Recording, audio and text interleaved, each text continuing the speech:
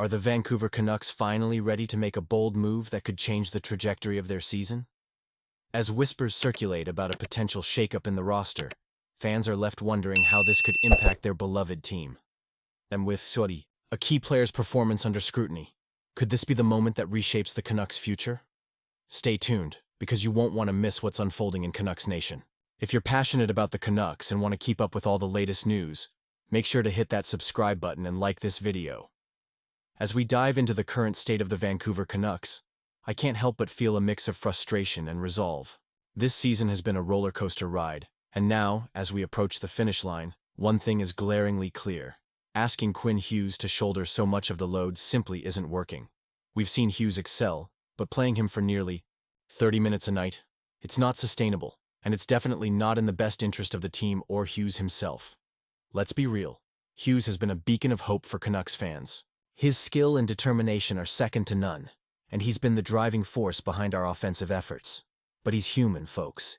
He's battled injuries and missed games, and it's evident that being pushed to the limit has taken its toll. Watching him during the last stretch of games, particularly against teams like the New York Islanders and Columbus, it was clear he was running on fumes. The guy is a star, but even stars need rest. The numbers tell part of the story. Hughes averaged a staggering 28-19 on ice during that 6-game trip, with career-high minutes logged in New Jersey and St. Louis. Prior to the Four Nations break, he was sitting at around 25-18. Now suddenly, he's being asked to play over 26 minutes in games. And let's not forget, 4 of those games featured some of the highest ice times in the league. You have to wonder, what are we trying to prove here? The power play has been an absolute mess lately, and it's hard to ignore that Hughes' exhaustion is a contributing factor.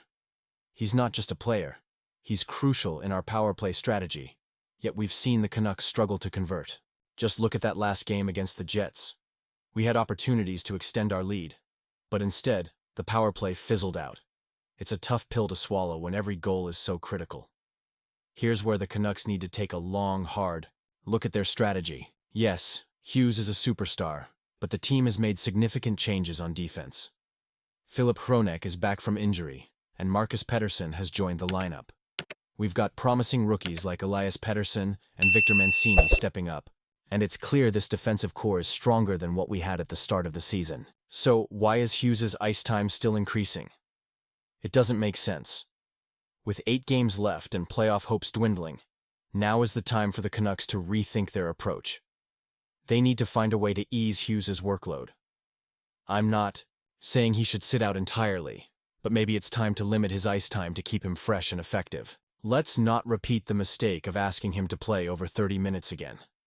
That's just setting him up for failure, and ultimately, the team as well. As passionate fans, we have to ask ourselves, is this the right path? Are we willing to sacrifice Hughes' health for a few extra minutes in a game that's slipping away? Honestly, I'm torn. Part of me wants to see our captain out there making plays, but I also want him at his best when it truly counts. And what about the future? We need to build a team around Hughes that can compete without over-relying on him. That's where the real challenge lies. We must ensure that he doesn't have to play half the game for us to have a shot at victory. It's time for the Canucks to step up and support their star defenseman, allowing him to thrive rather than just survive out there. So, Canucks fans, I want to hear your thoughts. What do you think about the current strategy? Is it time to dial back Hughes' ice time for the greater good of the team? Are you confident in the new additions to the roster? Drop your opinions in the comments below. Let's get a discussion going. As we dive into the latest developments surrounding the Vancouver Canucks, all eyes are on Tom Willander, the team's top prospect, currently shining at Boston University. With the BU Terriers heading into another Frozen Four, it's hard not to feel the excitement brewing in Vancouver. Willander, a 20-year-old defenseman, has already made a significant impact in his second year, racking up 23 points in 37 games. That's just a couple of points shy of what he achieved last season, and he's become an essential part of BU's defensive lineup. The question many fans are asking is, when will he sign his entry-level contract and make the leap to the NHL?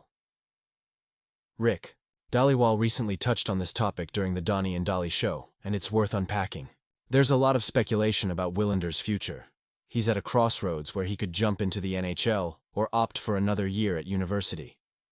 The Canucks are reportedly trying to negotiate a contract that aligns with the incentives that Jonathan Lekkerimäki received, which adds another layer of complexity to this situation.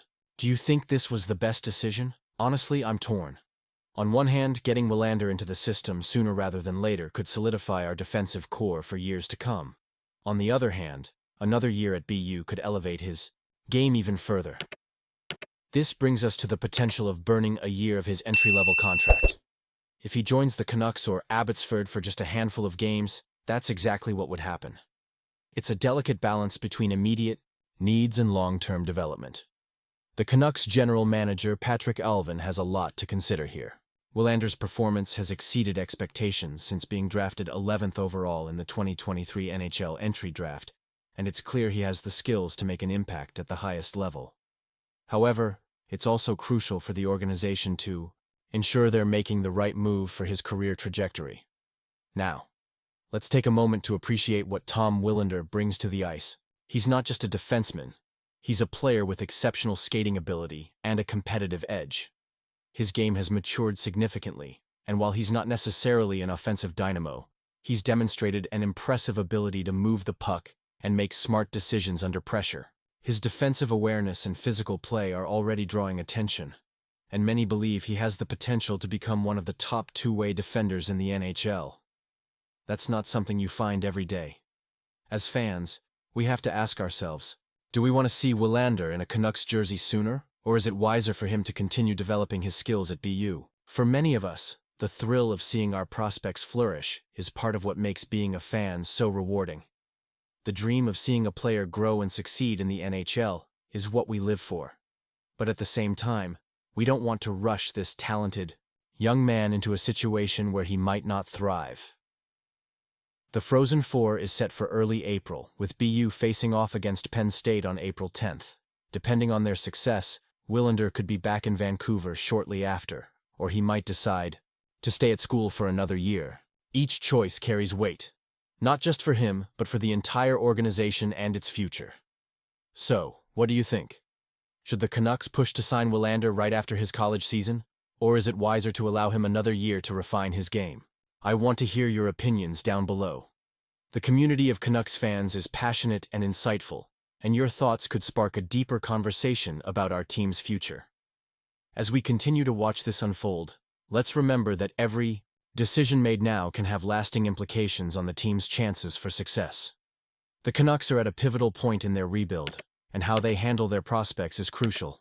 Don't forget to activate the notification bell to get all the latest updates. Your support means everything, and it keeps this channel alive.